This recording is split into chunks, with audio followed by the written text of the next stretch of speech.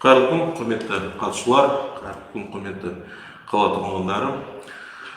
Бүгін Антикор Лайв жобасы аясында Сәкен Сейфуллин атындағы Қазақ агротехникалық университетінің ректоры, ауыл шаруашылығы ғылымдарының докторы, профессор, академик РАН Күрішбаев Ақылбек Қажығұлының қатысуымен онлайн сұхбат.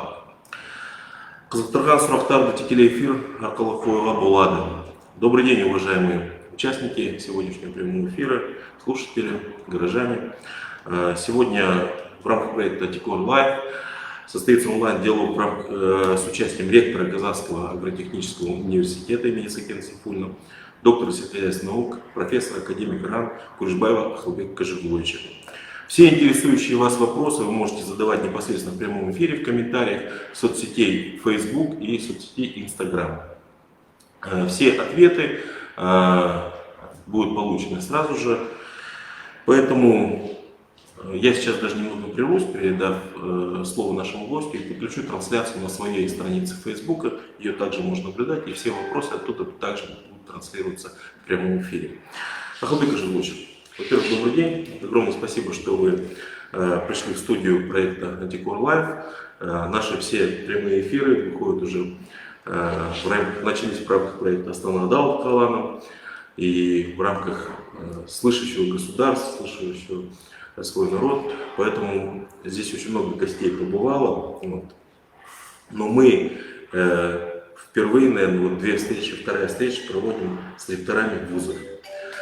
Во-первых, я хотел бы поздравить Казахский агротехнический университет с почетным вторым местом в звании, точнее в рейтинге всех вузов Казахстана. Это очень почетно, я знаю, что вы достаточно долго шли, постепенно поднимаясь в рейтинге, и это замечательно. Может быть, несколько слов сейчас скажете, представите вуз, о том, как добивались второго места в рейтинге, и далее поговорим, пока наши слушатели слушают и будут задавать свои вопросы. Қайырлы күн, құрметті достар, құрметті әріптестер. Бірінші, Мирас Ерғалиевич, үлкен алаңға шақырғандарыңыз үлкен рахмет. Шында да өте белгілі қазір Қазақстанға, қоғамға белгілі алаң. Ал енді біздің университет туралы айтатын болсақ, Сәкен Сейфуллиндағы Қазақ агротехникалық университеті астанамыздағы бірінші жоғары оқу орны 1957 жылы құрылған. Қазір үлкен тарихы бар. Біздің университетіміздің 70 мыңдай түлектері бар. Аяқтаған университет олар белгілі. Әрбір деңгейде жұмыс істейді. Оның ішінде өкіметтің мүшелері де болды, әкімдер де. Енді белгілі еңбек ерлері көп біздің университет бітірген. Сондықтан енді біздің түлектеріміз біздің мақтанышымыз. Ал қазіргі Мирас Ерғалиевич біздің түлегіміз университеттің, біздің мақтанышымыз. Екінші диплом біздің университеттің алған кезінде. Ал енді университет туралы айтатын болсақ, қазір университет шынында да қазір жақсы деңгейде келе жатыр, үлкен дамып. Неге? Өйткені біз тек қана өзіміздің тәжірибеміз, халықаралық тәжірибені қазір бірге біздің серіктестеріміз бар шетелдегі, солармен бірге қазір игеріп, осы университеттің алға дамуына үлкен серпіліс беріп жатқан солар. Мысалы біздің қазіргі партнеріміз әлемге әйгілі UC Дэвис университеті, бұл құрама штаттарында, Калифорния штатында әлемде бірінші, екінші орын алады аграрлық білім мен ғылым бойынша. Екінші серіктесіміз бұл Агропаритет университеті, Европада ең бірінші орын алатын аграрлық. Германия? Бұл Францияда Агропаритет университеті. Солармен бірге қазір үлкен өзгеріс істеп, шында да бұл жерде біз үйренуіміз керек. Қазақстан біз үлкен білім жүйесінің, ғылым жүйесінің тек қана бөлігі әлемдегі. Сондықтан біз әлемдегі жақсы тәжірибені түсіну керек.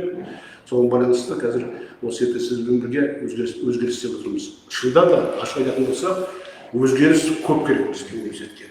Жоғары оқу орындарында қазір алға даму бар, бірақ сол шетелдің тәжірибесін үйренуіміз керек. Жаңа тәсілдер бар, жаңа білімнің бағыттары бар. Әсіресе ақпарат, цифрлық технологиялар, биотехнология, биология.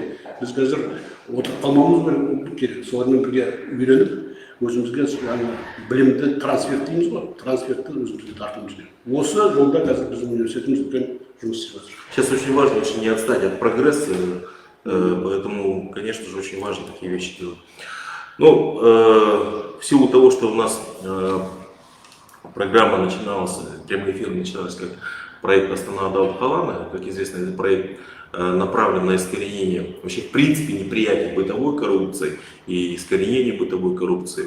Мне хотелось бы узнать, каким образом выстроена работа вот в ВУЗе. Как известно, да, сейчас нет, а вот ранее однозначно можно было сказать, что вузы, часть вузов относилась к каким-то коррумпированным схемам, там использовались и так далее, и так далее.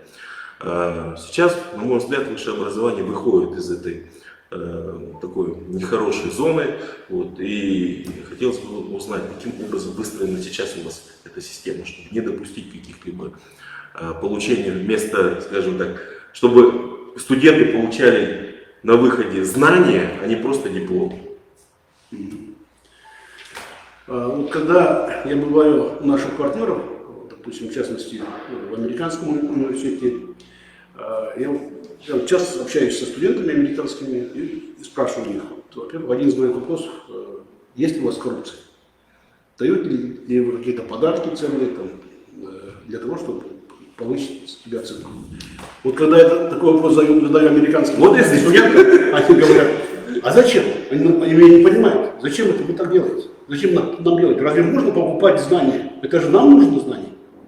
Вот поэтому мы когда окончательно искореним коррупцию в вузах, когда у нас будет менталитет, понимание наших студентов именно таким. Поэтому то, что мы сейчас делаем, а это системная работа. Тут административными методами работать нельзя. Прежде всего идет воспитательная работа, разъяснительная работа среди наших студентов, что так делать нельзя, что знания не покупаются, дипломы не продаются. Это нужно для вас, для вашего будущего. Мы даем вам современные компетенции, вы должны их освоить. Поэтому, на самом деле, здесь, конечно, успокаиваться не стоит, что вузы выходят, да, сейчас в вузах стало лучше, но в этом отношении должна быть такая системная работа, и эта работа у нас проводится, как и в других вузах страны, и здесь такая работа такая многоплановая, можно сказать. Ну вот каким образом? Да, во-первых, прежде всего, я хочу сказать, что по самим педагогам, преподавателям, конечно, сейчас в вузах работают в основном люди, преданные своей работе, педагоги, патриоты.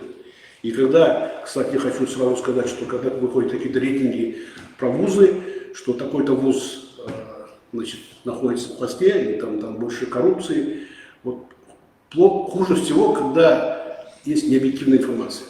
Необъективные рейтинги тоже бывает. Это же человеческий фактор везде присутствует. Да, поэтому мы должны к этому относиться очень осторожно. Потому что обидеть работающего, преданному своему делу педагога очень просто. Но это остается осадок. Поэтому рейтинги надо проводить очень аккуратно и объективно. Но с другой стороны, по заработной плате есть большой вопрос. Сейчас у наших педагогов, допустим, зарплата когда 200 тысяч, даже 300 тысяч тенге в месяц, это очень небольшая зарплата при той дороговизне, при том росте цен. И в этом отношении мы очень благодарны главе нашего государства. Сделано прецедентное решение, беспрецедентное решение сейчас принято. В условиях, когда идет разрыв в нашем бюджете, очень большой разрыв, принято решение увеличить стоимость грантов. Мы это давно ждали. Причем увеличивается очень серьезно стоимость. Ну и достаточно давно. Ну, допустим, например, я скажу, чтобы подготовить биотехнолога, вот сейчас наше общество очень много говорит в связи с пандемией, что нужно готовить качественно биологические кадры. У нас, чтобы подготовить биотехнолога, раньше государство направляло 349 тысяч тенге в месяц. Вы посчитайте, что такое 349 тысяч в месяц подготовить современного специалиста по биотехнологии. На одного специалиста? На одного специалиста. Это 1000 тенге получается меньше, чем 1000 тенге в день. Поэтому сейчас государство приняло решение, глава государства, что увеличиваться будет в разы, то есть на 30-40% будет увеличено. Вот это очень большой шаг, большая реальная поддержка, не на словах, а на деле высшего образования, подготовки специалистов. Мы очень благодарны нашему министру образования и науки Асхат Ханаповичу, который тоже доказал это дело. Поэтому сейчас, я думаю, многие системные проблемы будут решаться. То есть, прежде всего, заработная плата педагогов. Ну, Мы должны поднимать заработную плату, они должны получать достойную плату. Знаете, Ну и параллельно, конечно, та работа, которую проводят в других вузах, это тестовый режим, это контроль, чтобы не было коррупции. Эта работа, само собой, подразумевается, эта работа. Каждый вуз сейчас занимается, и занимается очень даже, конечно, на хорошем уровне. две стороны есть, да? Сейчас, с одной стороны, молодежь сейчас в большей степени начинает понимать, что, ну, идущие в серьезные вузы, такие как ИНУ, аграрные, вот, которые занимают высокие места в рейтинге, опять же, да, молодые люди приходят, большая часть понимает, что она приходит сюда за знаниями и начинает учиться реально. С другой стороны, как вы правильно справедливо заметили, зарплата педагога должна быть такая, чтобы он не искал каких-то возможностей, не рисковал своим педагогическим стажем, своей совестью, да, чтобы там где-то что-то, там, где-то какие-то деньги забрать. Вот, честно сказать, мне вспоминаются советские годы, когда кандидат наук автоматически сразу получал 350 рублей. 120 инженер, я просто помню, кандидат защитил, сразу увеличивается резко, а профессор уже за 600 рублей, по-моему. То есть это были в советское время очень высокие, хорошие заработные платы. То есть сейчас у педагогов, разумеется, точно такие же должны быть заработные платы. Педагог с ученой степенью он не должен нуждаться и идти на какие-то там сделки со своей совестью для того, чтобы поставить какую-то оценку, и при этом завтра студент не получит этих знаний, и завтра уже на производстве или там где-то на ферме, или еще что-то, не сможет воспользоваться, не знает, как им воспользоваться. Это и есть коррупция бытовая, конечно же. Но небольшое отвлечение, как вы уже сказали в самом начале, ЦСХИ, Казахский агротехнический университет, это один из самых, вернее, самый первый вуз в нашем городе, тогда еще небольшом городе Акмолинске, который стал центром подготовки специалистов для всего региона в области сельского хозяйства, в области экономики сельского хозяйства. Да. У меня отец всю жизнь отдал работе, посвятил работе в этом вузе. И сейчас перспективы каковы? Вот, потому что я знаю, сейчас у вас проводится большая работа, потому что выстроить такой самый разный научно-исследовательский кластер на базе Казахского агротехнического университета. Расскажите, пожалуйста, об этом. Ну, прежде всего, о нашем будущем нашего университета. Почему мы сейчас достигли вот такого рейтинга? Потому что, на самом деле, вуз, преподаватели и ученые вуза работают. И в этом отношении нам нужно сейчас, наша главная задача, выстроить исследовательский университет. Вот. Самая современная модель в мире, это самый короткий путь подготовки высококвалифицированных специалистов, значит, научных кадров, это исследовательский университет. Это опробированный путь. Мы к этому должны двигаться. Вот в чем формула успеха ведущих в мире университетов? У них в центре ключевой фигурой является не просто преподаватель, как у нас, который приходит, работает в свое время, уходит, может быть, возможно, одно и то же, допустим, преподает, а у них в центре вуза находятся ученые, которые, во-первых, занимаются внедрением своих разработок в производство, то есть хорошо знают реалии производства, во-вторых, занимается наукой, соответственно, у него лучшие компетенции, и эти лучшие компетенции сразу же передаются, значит, его студентам. И в-третьих, результат каждого научного проекта сразу же трансформируется в новую образовательную программу. Вот так выстроена модель современная. Вот к этому мы должны приходить. Вот эту идею мы уже, значит, доказываем уже несколько лет, и мы с нашими партнерами, с университетом Калифорнии в Дэвисе и Агропарке разработали программу исследовательского университета. Наконец, эта программа сейчас уже принимается нашими министерствами, правительством. Уже буквально на днях состоялось решение у министра сельского хозяйства Сапархантиса Николаевича Умарова. Соответственно, его решением 3 научно-исследовательских института, это крупные институты нашего региона, Институт земного хозяйства имени Бараева, Институт переработки и пищевой промышленности в городе Астане, Институт лесного хозяйства и опытная станция, Северо-Казахстанская опытная станция, будут передаваться в состав нашего исследовательского университета. Таким образом, мы, соответственно, мировой моделью в одну систему интегрируем лабораторию, аудиторию, поле производства. И вот тогда, когда будет работать наши, или значит, обучаться именно в этой системе, соответственно, у нас будет усиливаться практическое обучение студентов, со студенческой скамьи наши студенты будут привлекаться к научной работе, вот тогда мы достигнем того, значит, рубежа тех, значит, соответственно, значений, которые мы сейчас достигли, значит, известные в мире университеты. Особенно практическое обучение студентов сейчас хромает, мы это понимаем. Университет почему занял второе место в рейтинге? Потому что именно востребованность кадров наших студентов, выпускников очень высокая. И, соответственно, я думаю, теперь с созданием исследовательского университета вот эта востребованность кадров, то есть практически, значит, компетенции наших студентов будут повышаться. Ну, это замечательно, потому что это даст вообще рост, определенный рост вообще общей науки, сельскохозяйственной науки в нашем регионе. Почему? Потому что до этого тот же самый Бараевский институт, знаменитый институт с традициями, то есть, но в последние годы, ну, на мой взгляд, субъективно, я там несколько раз бывал в последние годы, он варится в собственном соку. Но, возможно, и другие вузы, вернее, научно-исследовательский институт также.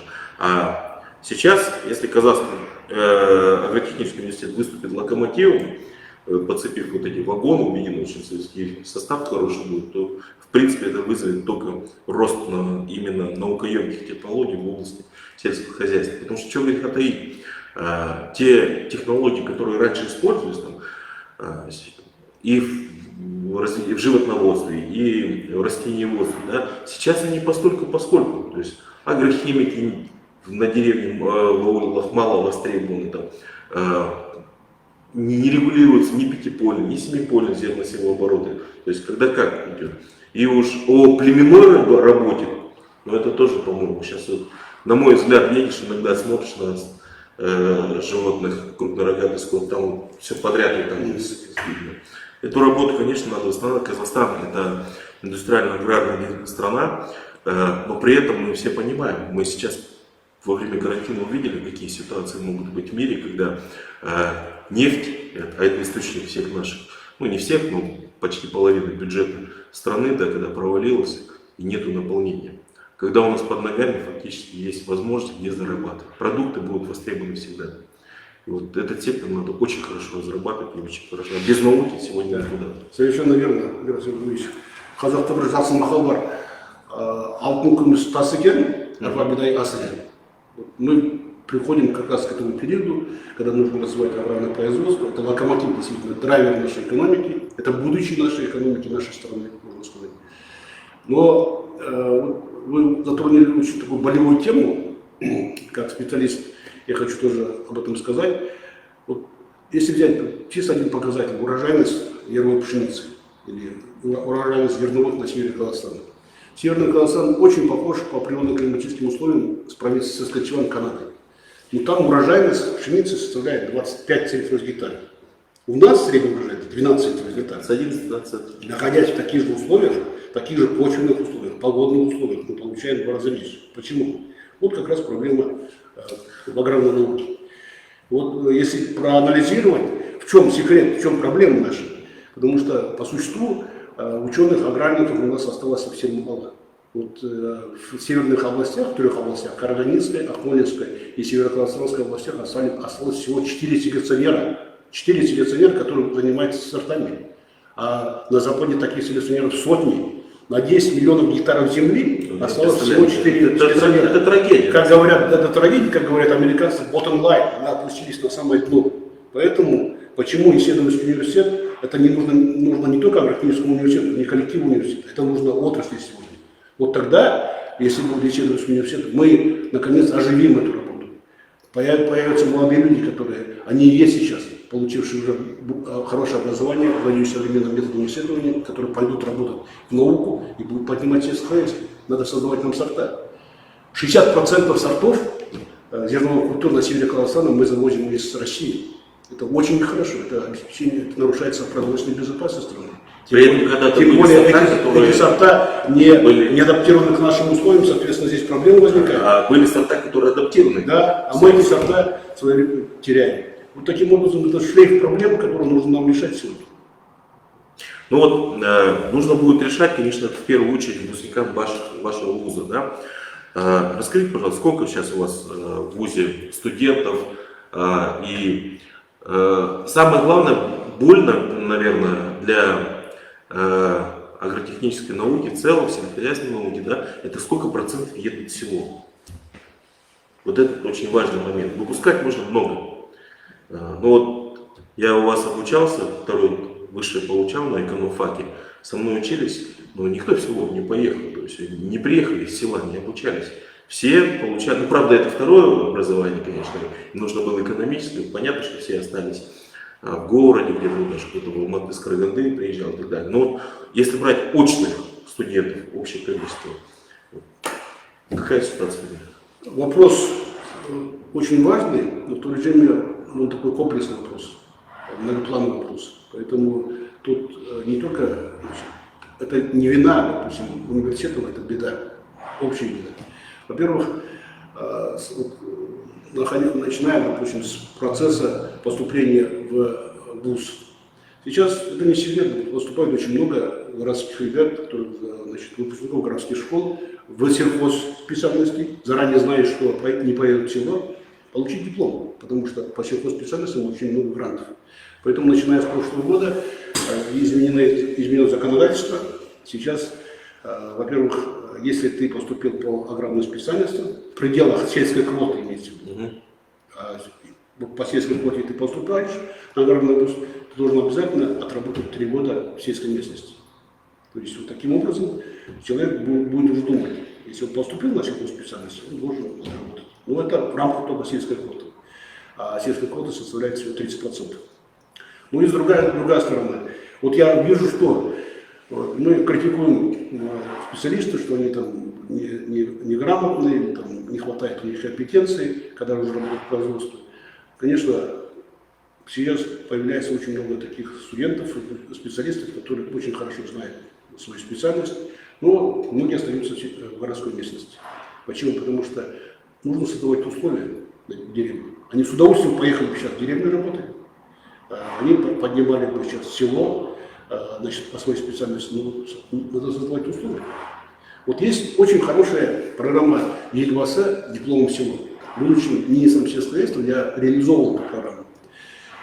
И очень хорошо начиналось. Но сейчас, когда начинаем анализировать, даже в рамках этой программы, а это государство должно создавать условия для поездки, для, значит, подъема сельского хозяйства, переезда молодых людей в село, соответственно, этой программы. Вот у нас закончили 100 человек, ветеринарный факультет. И из них получилось только 4, в соответствии с этой программой поехали в село, только 4 получили жилье. Только 25% получили подъемные. Программа не выполняется. Не работает? Не работает. То есть надо делать встречным движением. Это работа акимов, это работа бизнеса. Если мы хотим получить хороших специалистов, соответственно, надо создавать условия. Тем более для молодежи, которая, значит, имеет право претендовать на хорошую жизнь, в том числе в селе. А если так относиться к молодым людям, естественно, мы будем иметь то, что сейчас имеем. Да.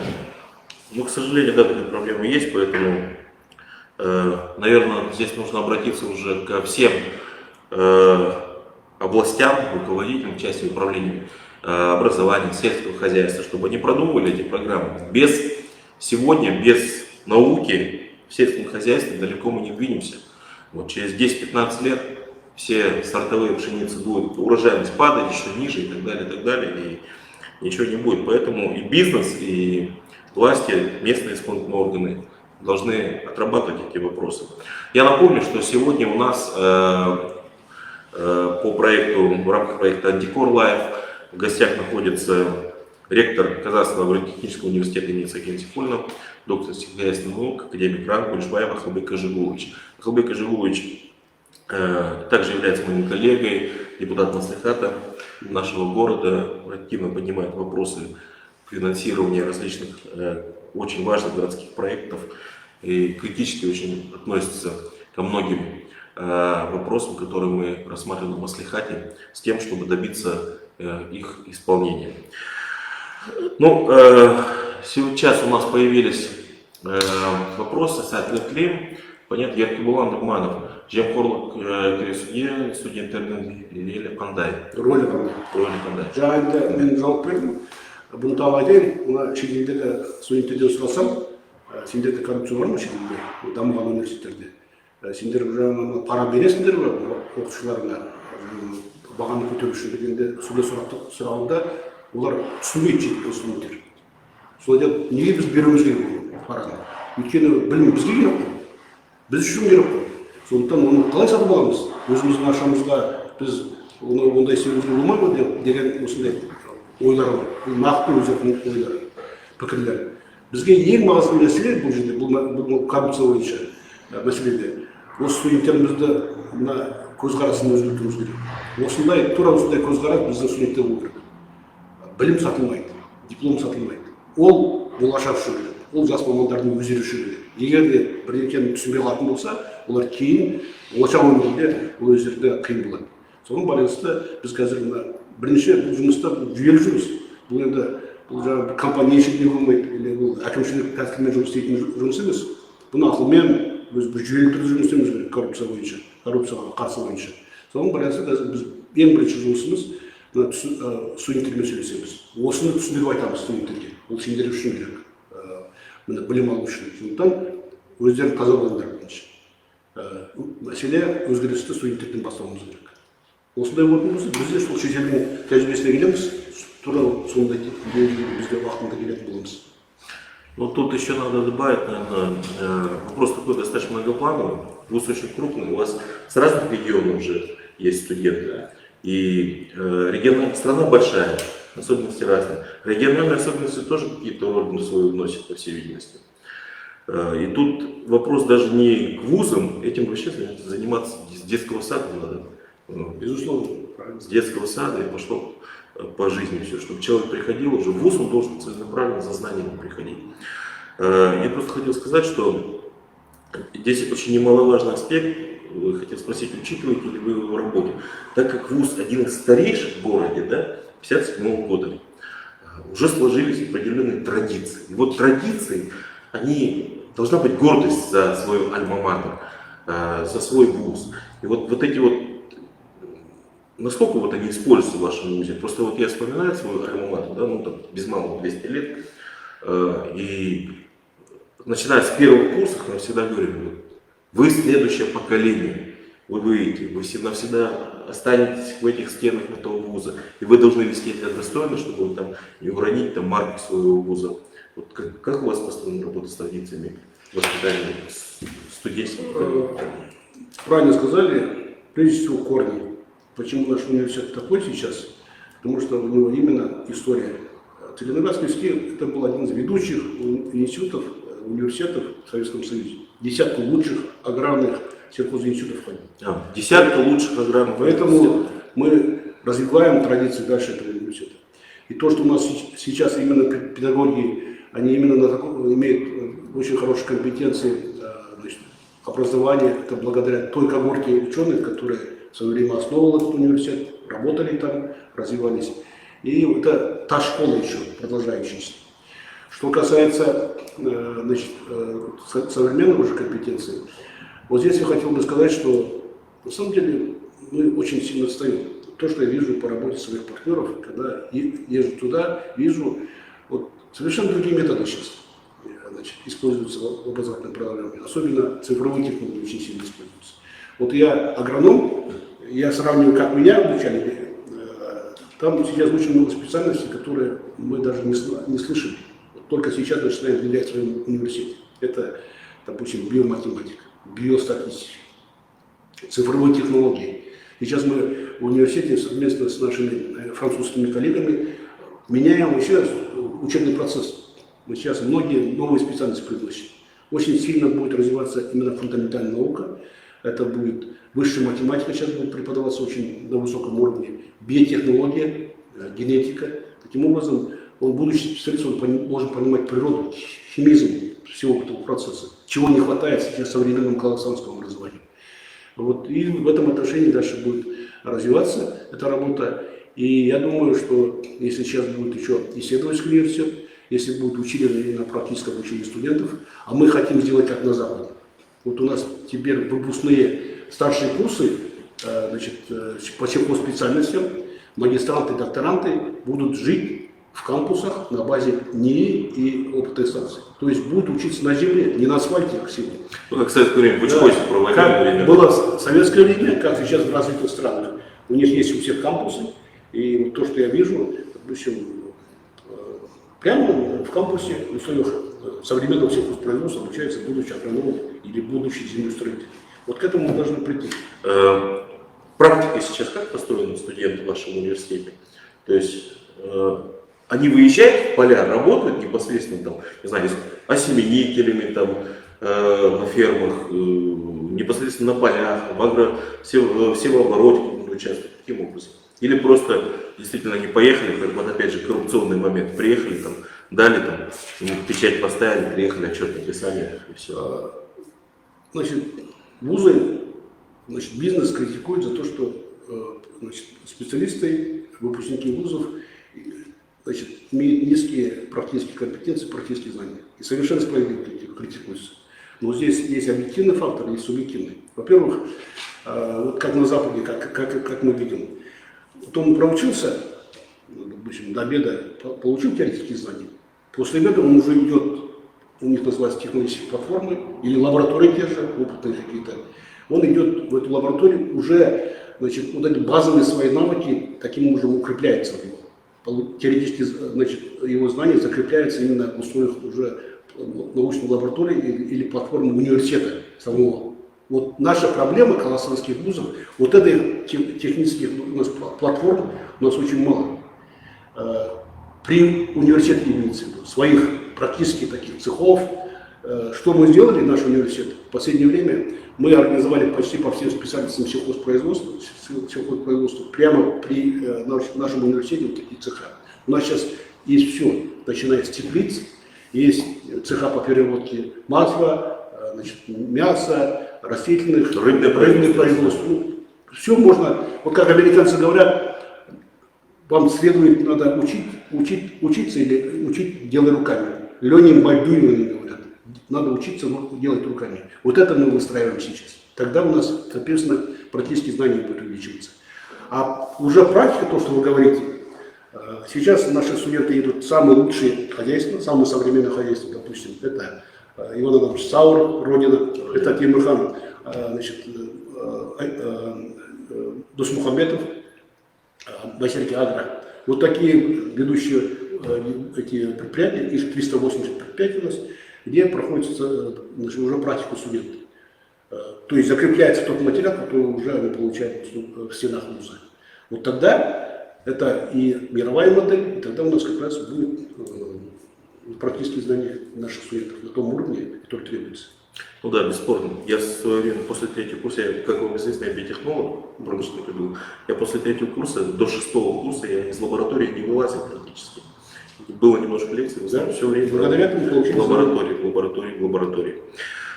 Вы знаете, вот вы затронули вопрос кампуса, студенческие общежития. Вообще очень часто вопросы проживания студентов, да, многих вузов стоят очень остро. Какова ситуация сейчас? Как студент, допустим, поступивший, может ли он рассчитывать на место в общежитии? Нету ли здесь каких-либо коррупционных моментов при распределении мест в общежитии и так далее? Как у вас выстроена эта работа? Во-первых, расскажу, начиная с условий проживания наших педагогов, преподавателей. Мы последние 5 лет, это было в 2016 году, мы построили за счет, естественно, государственного бюджета, нам помогло правительство, 3 дома для преподавателей. И таким образом сегодня у нас все преподаватели, нуждающиеся преподаватели, обеспечены жильем квартирного типа. Это арендные от вуза, да? Да, арендное жилье. Однокомнатная, двухкомнатная, 3-4-комнатная квартира, в зависимости от состава семьи, сейчас живут на левом берегу, в очень хороших условиях. Таким образом, мы обеспечили жильем наших преподавателей. И у нас появилась большая мотивация. Уникальная возможность. Мы, допустим, пригласили очень таких ведущих преподавателей, ученых из других регионов Казахстана к нам, потому что у нас есть условия, прежде всего, для проживания. И у нас сейчас работает в нашем университете даже ученые преподаватели из России, приглашенные из России, из Беларуси, из Украины. Вот они, значит, имеют квартиры и могут работать. Это очень важно сейчас. Это очень важно, конечно. И второе, то, что вы говорите про студентов, у нас обеспеченность обшитиями, можно сказать, почти 100%. 95% в прошлом году. Почему? Потому что мы в 2017 году построили новое обшитие на 950 мест. Тоже за счет бюджета нам удалось доказать, что нам необходимо, как раз мы попали вот в ту струю, когда выделяли деньги в тот период, и 950 мест, мы сейчас современные обшития имеем, и наши студенты все обеспечены жильем, студенческим жильем. Стоимость, кстати, обшития у нас составляет всего лишь 80 тысяч тенге за 10 месяцев. То есть 8 тысяч тенге в месяц. Да. То есть, но самые дешевые столовые, можно сказать, в столице, может даже в стране. Значит, стоимость комплексного обеда первого, второго, третьего составляет 320 тенге. То есть меньше пресловутых 500 тенге, которые были в Алмате. 320 тенге, вот сейчас подняли, было 280 тенге, сейчас 320 тенге. Причем студенты, наши гости, которые приходят к нам, которые у нас обедают, ну, иногда бывает, когда не успевают. Проверяете? И заодно, тогда это же очень хорошо, когда сидишь вместе со студентами, с молодежью, обедаешь, слушаешь их разговоры, студенческие анекдоты современные. Мне нравится, значит, тоже здесь в этом отношении обедать, значит, общаться с ними. И вот стоимость обеда такая. У нас есть своя, значит, магазин студенческий, своя аптека студенческая, где стоимость на 15-20% ниже, чем на рынке. Как вы это добиваетесь?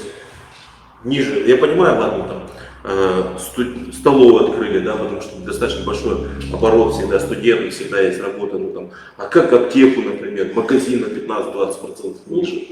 Как это вы сделали? Значит, во-первых, это надо было сделать, потому что у нас дети в основном с аулов, малообеспеченных семей, и особенно вопрос обеда надо было решать, и мы решили. А решили очень просто, потому что, во-первых, у нас почти, можно сказать, нет или минимум арендной платы, и за счет оборота 13,5 тысяч студентов у нас обучается, и они постоянно обедают. Соответственно, у нас коллектив вот этих работников столовых постоянный, одни и те же люди, и они обеспечивают качество, мы их проверяем, качество. Если сами обедаете, то, да, конечно, и, проверяете. наши будущие, допустим, биотехнологии, это же как раз специалисты, Да, поэтому ветеринары, они даже вплоть до того сока, там мяса, какого качества, это тоже все проверяется. И в то же время у нас есть свой кампус, у нас мы выращиваем свои сельхозпродукции, картофель в частности, у нас свое мясо, своя рыба есть. Ну, это же такие объемы, чтобы кормить 13 да, тысяч ну, человек. в то же время какое-то сырье, какая-то часть поступает туда. Свои колбасные изделия, мясо, молочные изделия, которые продаются, реализуются нашим преподавателям, студентам. Надо всем депутатам маслихат съездить к вам на экскурсию, посмотреть, Часть блока приезжает. посмотреть, как сейчас все устроено. Хорошо, у нас есть вопрос, ну, такой глобальный, системный, наверное. Как искоренить взяточничество в вузах? Эркебулан Нугманов. Эркебулан частично ответили на этот вопрос, наверное, поэтому вопрос такой системный. На самом деле я уверен, что в будущем у нас в вузах этого не будет. И сегодня вузы это не как раньше. Как ректор вуза хочу сказать, что клубок проблем в коррупции сейчас не в вузах надо искать. Но в то же время с вузов надо начинать.